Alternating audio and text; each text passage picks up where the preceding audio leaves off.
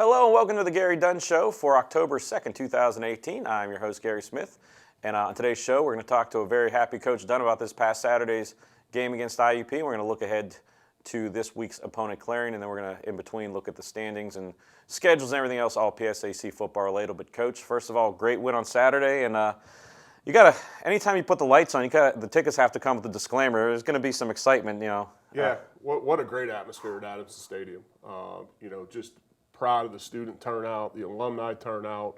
Great night in California, but just to have that many people there, that had to be close to a sellout. A great atmosphere for college football. Well, I tell you what, even looking at that game, when we get there about 3 hours before the game, you guys get there about the same time. There's not anybody in the parking lot, but you can kind of see and feel the build going during that afternoon. You could just see the people in the parking lot and the tailgates. And it was nice seeing all the flags and everything like that, and that transitioned right into the game. And I tell you what, that your team really fed off that crowd, that home crowd. Absolutely. We have a pregame meal here at the Student Center beforehand. Then we have recruits come in, and we go meet with the recruits, and then so our coaching staff gets up a little bit after our guys. And when I pulled in, the tailgates were already rolling. A lot of the Greek Life, Acacia, AKL. A couple sororities are out there tailgating, and I try and stop by and thank them. And what a great crowd! And you could just kind of feel it building throughout the pregame that it was going to be a special night.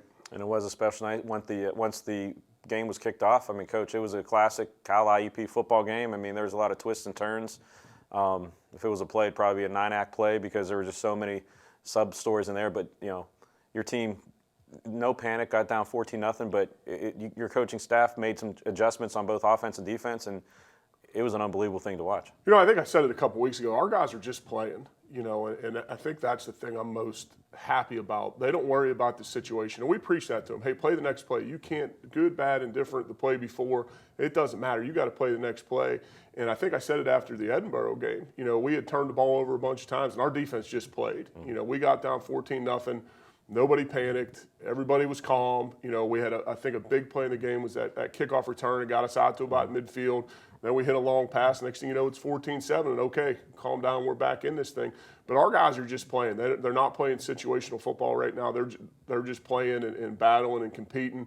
And obviously, that's a really good thing. Yeah, and I tell you what, also playing and competing, your team had a lot of balance on the offensive side of the ball. You have one of the top passers in the country right now, Noah Mitchell. You have, I think he's the #1 leading rusher in the conference right now with Nelson Brown, and a guy that's had 3 touchdowns in 3 straight games. That's great balance because a team can't just say, okay, we're going to take this off of you, beat us with this.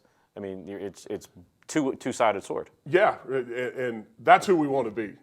From day one, we want to be a balanced offense, which doesn't necessarily mean we want to throw it as many times as we run it. We want to be able to do both effectively. And I thought Saturday was a true test of that. I think Noah had 250 yards, didn't turn the ball over. Nelson had over 100, well over 100. When we're doing that and we can distribute the ball to our playmakers, Tyson Hill had a big game. Chad Livingston came up with some big catches. Cam Tarrant had a huge catch. So when we can distribute it and make them defend all of our eligible receivers as well as run the ball, I think that's who we want to be offensively, and that's when we're at our best. And I think Saturday night was a great example of that. And the offensive line probably had their best game of the year because they kind of, when you were grinding it out from tough yards and also giving Noah Mitchell some time to pass, but that was, they really imposed their will there in the second half of that game when it was crunch time. Completely agree. IUP's front four is really good. They got 2 defensive ends that are as good as anybody in the country rushing the passer, and we did not give up a sack. They were leading the conference coming in sacks. To not give up a sack, that's a testament to the offensive line, but also open some of those holes in the run game was big. And Noah gets the ball out quick, so our guys like pass blocking for him because it's on rhythm. He's getting it out, and hats off to the offensive line and the tight ends because they did a really nice job Saturday night. On the other side of the ball, Coach, coming into last week's game, all the stories and things you read was about the offense of IUP, but I thought your defense really put the clamp down. A big interception that changed momentum, and then the big play, Lamont McFadden, 100-yard interception return that really turned up the volume in Adamson Stadium. Is probably one of the signature plays in Cal history, to be honest. I completely agree. Our defense is playing with a lot of confidence. We went out early and we gave up a couple touchdowns, which is okay. They're a good offense. They had a good scheme. They've got good people doing it. But our defense was battling. I thought in those first 2 drives, we had a couple third downs that we could have got off the field. But you take those 2 drives out of the game, they scored 3 points on our defense the rest of the way after that. We had obviously the kickoff return for a touchdown. But they kick a field goal the rest of the game after the first 2 drives against our defense. Our defense is playing with a lot of confidence right now, and I think we talked about it a couple weeks ago. You know, when we play assignment football and we execute the plan defensively, we're pretty good, and our guys are buying in. I think our defensive staff of Coach Craig and Coach Mock and Coach Rogish and Coach Davila, you know, those guys are putting good plans together, and our guys are buying in. And you know, the turnovers were huge. You know, Brendan Blair, I thought he probably played his best football game in his career at Cal U. You know, to get an interception, to recover a fumble, I thought he was all over the field. And then the interception, I mean, that's just Lamont. You know, we've talked about him before. He plays so hard that he's always around the ball. And we teach our guys, when you play hard, good things happen to you. And I think him and offensively Chad Livingston are examples of that. You know, and Lamont, you know, when he gets the ball in his hands, he's got one thing in mind and score. And you see London Cloud get out and throw a big block, and you see Gerald Brown, a freshman, true freshman defensive tackle, beating everybody else down the field. Just great effort by Lamont, but also great effort by his teammates, you know, escorting him into the end zone for what I agree was a huge play. Yeah, and I tell you what, when you'll see the replay here in a couple seconds, that was one thing that struck me watching the game, is the number of black jerseys that were going down trying to escort him in the end zone. And you mentioned Chad Livingston. I thought the touchdown catch when he got hammered in the end zone and hang on, that was a huge momentum changer too, because that, you know, it was at that point of the game where teams were exchanging scores, and for him to hang on, he got the crowd into it, and then a little backflip as he was coming back to the huddle. I don't know about the backflip. That's not something that we teach, but you know, but that's him. He plays with energy and emotion. He loves football. You know, that's just him. But it was a great night, and for us to keep battling back. You know, you look at in the game, we finally take the lead, you know, and then we kick off and we give up the long kickoff return for a touchdown. And okay, we get the ball back, we go right down and score. There was momentum swifts, but our guys just keep fighting and battling, and that's what we preach. Well, let's take a look at the exciting action this past Saturday night at Adamson Stadium under the lights for Coal Bowl number 10, a great California victory. And after the break, we'll look at the upcoming opponent Clarion, and we'll look at all the scores and standings around the PSAC. You're watching the Gary Dunn Show right here on CUTV.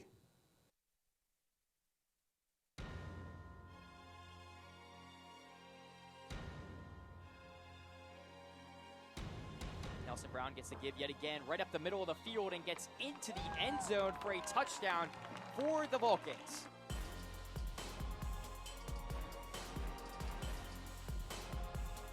As Lenny Williams goes over the middle of the field, throws into the arms of Brendan Blair just like that, as he goes across the 45-yard line, staying on his feet, stiff arms one guy, gets across the 50-yard line. Mitchell looking back to throw, going left, over to Chad Livingston, into the end zone, gets 2 feet down, and a flag on the play. Nelson Brown makes a football move right into the end zone. High steps his way untouched for another California touchdown. Gets the give over to Nelson Brown, staying on his feet, pushing forward, gets across the 5, trying to get into the end zone, and we'll see what the call is, and it's into the end zone. Marshawn Lynch, beast mode. Now an interception just like that. Lamont McBatter coming up with the interception, has open space in front of him. Adamson Stadium is his when it comes to turnovers. Marches right down the field, puts up the number 1 side.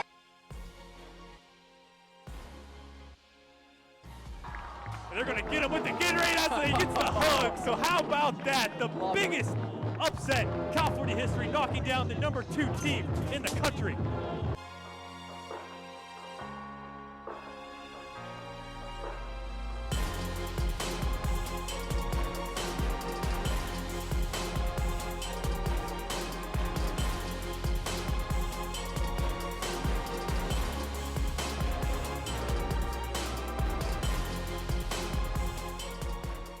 Saturdays are for the Vulcans. At Ohio Dominican, at Kutztown, at Shippensburg, home versus Edinburgh, Coal Bowl versus IUP, at Clarion, Homecoming versus Gannon. At Mercyhurst. Home versus Slippery Rock. At Seton Hill. Home versus Westchester. Catch all the action live on CUTV and WCAL. We can stop to make sure someone is okay. Get in the way and disrupt the situation. Notify an authority. Or walk them home safely. We can change the language around rape. We can make campuses safer for our teammates, our friends, and our classmates. We cannot be bystanders. Taking action isn't always easy, but it's on us to intervene. Because we can. Learn more and take the pledge at itsonus.org.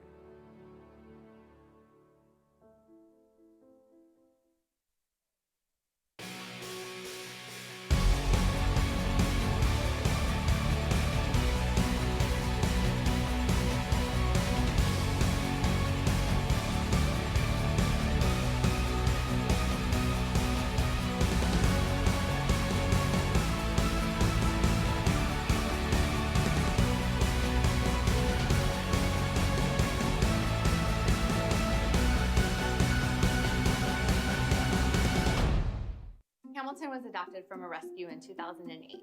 He really likes to be around people. And as soon as I start to make my breakfast, Hamilton is right there. I get out my mat and I'm doing a downward dog and he's underneath.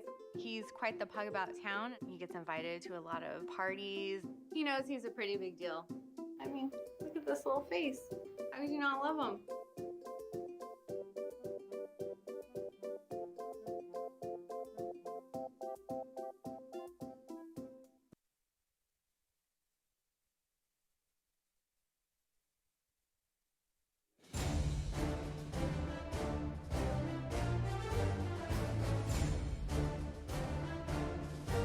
Here gets the ball, drops back in the pocket, looking to throw. Over in the area of, I believe that is going to be Luke Smory, and it will be, as he took advantage right there. Looked a little bit of a speed difference as Luke Smory just burned his defender.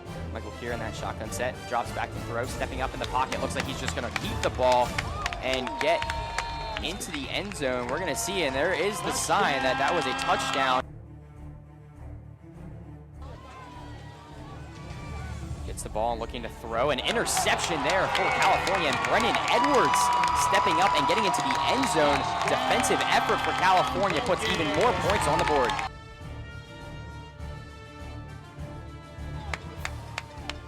As Clarion pushes up, and actually Woolard's going to keep it. They're going to say he did not get it.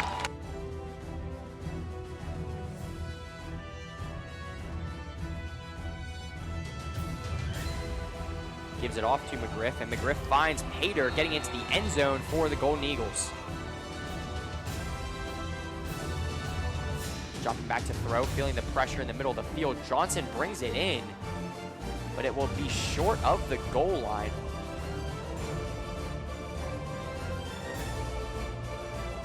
That is a touchdown. Same place, same spot. Mason Standard gets into the end zone. Kick is up, and it is blocked, as that is now another blocked kick for California special teams. Now Evans is gonna get right into the end zone. Drops back, looking to throw. California's defense is right there, and the ball comes out, and it would be no good. The attempt is no good.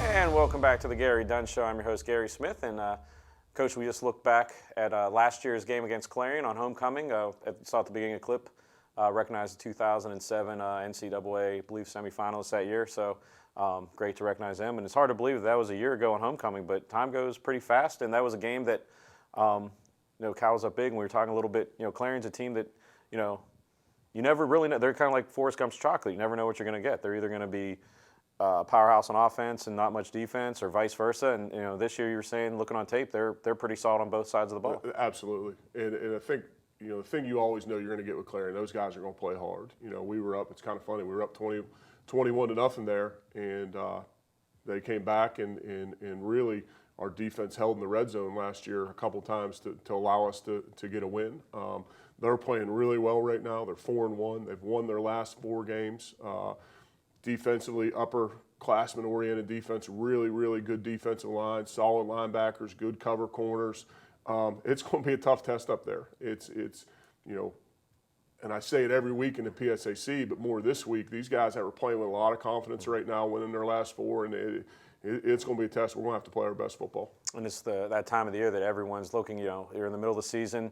Teams are starting to separate one way or the other, and there's always going to be a logjam around this time of year. And this is a game that, winner of this game could kind of control an inside track for the PSAC West title. Absolutely. And, they're, like I said, really strong defensively, run a lot of RPO scheme, very similar to us on offense, playing a couple quarterbacks that can deliver the ball, got some playmakers on the outside, solid running game.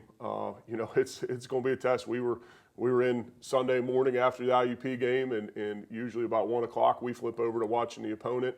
And, boy, they jump off the tape at you how well they're playing right now. And they're a team that, historically, I know things have changed with, players change, coaches change, but it seems like historically they're a team that plays a little bit better at home than on the road, because we've seen some crazy games up at Clarion, especially this weekend. It's their Autumn Leaf Festival, and they seem, to kind of get geared up. The whole town gets geared up for that game. Yeah, and I agree. They we went up there 2 years ago and really had a close game with them, and then obviously we had a really close game with them last year.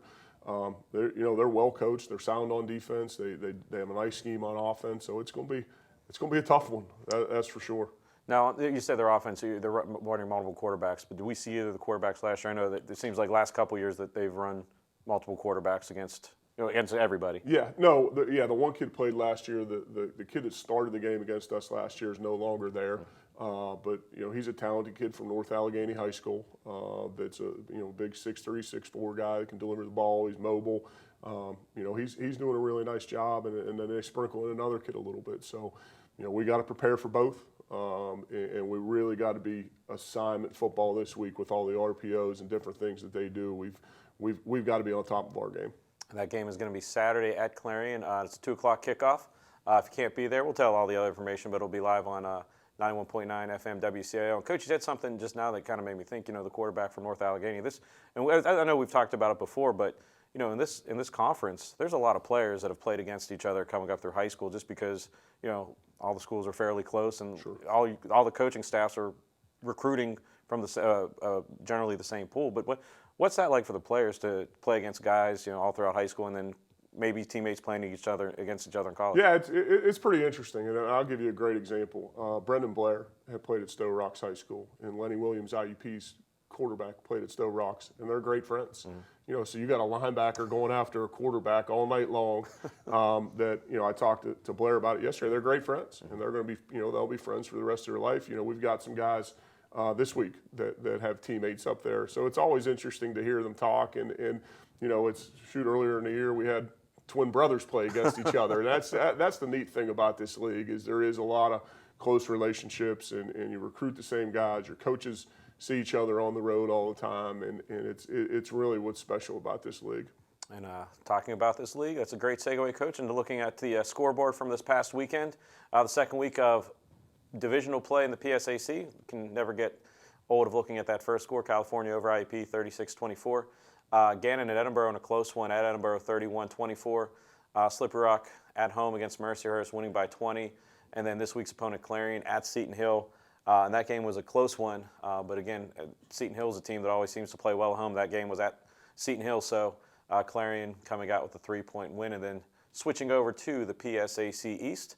Last Thursday, Millersville squeaked by East Stroudsburg 11-10. Kutztown over Bloomsburg, and that score, when I saw that, Coach, kind of surprised me about, not that Kutztown won, but just that 34-point win. That's a good Kutztown team that we saw earlier this year. Westchester over Shippensburg, and probably the second game of the week after our game, 28-21, and then Lock Haven, not having Cheney on the schedule this year, picked up a game at Texas A&M Commerce, and Texas A&M Commerce is one of the top 15 teams in the country, won 68-6. So full day of football on Saturday, and let's take a look at the standings, how everything shakes out after week 2. And you see Clarion, Slippery Rock, California all on top at 2-0, and then Edinburgh IUP 1-1, and then Mercyhurst, Gannon, Seton Hill 0-2. But what always amazes me in the PSAC, East or West, if you look on the right side, the overall records, Coach, look at that, 1, 2, 3, 4, 5 teams with winning records. And it's just tough. Good football coaches. You know, it's a grind. And you know, you look at Clarion sitting at the top of the league with 2-0, 4-1, and playing really good football now. Slippery Rock's playing good football. You know, obviously Edinboro, you know, bounced back after we beat them here a couple weeks ago, and then Indiana's was the second-ranked team in the country, and so it's, you know, you got to strap them up every week. You got to show up ready to play, and you know, especially when you're on the road. It's a fun conference to watch as a fan. So if you're out there, somehow you found us online and aren't sure about what conference to follow in D2, if you're out there watching in the western part of the world, check out the PSAC. And let's look at the East. Westchester, the lone 2-0 team, and then Kutztown, Lockhaven 1-0, Bloomsburg, Millersville 1-1, and Shippensburg and East Stroudsburg 0-2. And again, you know, top two teams are undefeated. So like I said, there's good football all across the state of Pennsylvania. Now let's take a look at this upcoming week's schedule. It's a full slate of games and a full slate of game times. 3 games at noon: Edinboro at Mercyhurst, Millersville at Lockhaven, and then Seton Hill at Gannon. And then there's one 1 o'clock game. LIU Post travels to Shippensburg, and then a trio of 2 o'clock games highlighted by our California at Clarion. We also see Westchester at Bloom, Slippery Rock at IUP, and then the nightcap at 6:05 Kutztown at East Stroudsburg. Coach, I always ask you, but I think I know what your answer is going to be. If you're not going to the Cal game, if you're just a fan of football, what's the other game on the schedule that you would send people to watch? Yeah, 2 games. Obviously, Slippery Rock at Indiana is always a big rivalry game, and you know, I think that's Indiana's homecoming. That's going to be a really, really good football game. And then, you know, the battle up at Erie, Edinboro, Mercyhurst is, you know, Mercyhurst is a really good football team, really well coached that has come out short a couple weeks, but they're a really good team. And then obviously Edinboro's having a great year. So those are 2 games that I'm watching. It's kind of funny. We went into the office on Saturday afternoon, and you know, you had the Clemson game on, and we were watching Westchester versus Shippensburg. So that'll tell you what we do as coaches. So it's you know, great league, and going to be some interesting matchups this weekend. And a reminder to the fans, you know, with the PSAC network, all the home games are live streamed. So always check out sports. Of course, CalVulcans.com for our schedule. But then if you go to the PSAC league site, all the games that are available to stream. There'll be live links. And you know, like you just said there, I know a bunch of my friends were, before our game, they were kind of searching around online to see what other games were on. So if you're a football fan, this is the age to live in. It's not like the old days where you have to wait on the street corner a day later to see who won the game. You can pretty much see what's happening live as it's happening, and anywhere in the country. Everywhere. It's awesome. Well, Coach, awesome. Congratulations on the win Saturday, and good luck this coming Saturday. Great, safe trip up to Clarion. And once again, if you can't be there, it's only a 2-hour trip, so we'd like to see, I know Coach would love to see a great red and black contingent in the visiting bleachers. You see that 2 o'clock, actually 1 o'clock. That might have changed since I made that graphic back in May. Check CalVulcans.com for the actual game 2 time. o'clock. It's 2 o'clock. That's what I thought, yeah. Yeah, I just want to thank Vulcan Nation for showing out on Saturday night. You know, what a great atmosphere, great crowd. Well, I know we'll have a great crowd at Clarion, and then in 2 weeks, you know, we come back for homecoming. So, you know, just happy with the fans, and Saturday night was awesome. We're putting it to bed. We're moving on to Clarion, but just wanted to thank the folks that came out. It was a special night. And come on out to Clarion. Like I said, it's a short drive, and it's Autumn Leaf Festival, so you can swing by, get some funnel cake before the game, and cheer on the Vulcans. And if you can't make the trip, the game will be live on 91.9 FM WCAL. We're still figuring out things for CUTV. There's some changes at Clarion Stadium, so we may have to work some things out. If not, they will have to have a live stream. So if not, CUTV back for homecoming. But we'll be there, at least shooting highlights and cheering on the Vulcans. So, Coach, safe travels this week, and we'll see you up at Clarion. Appreciate it. Thank you, guys. For Coach Dunn, I'm Gary Smith. You're watching The Gary Dunn Show right here on CUTV.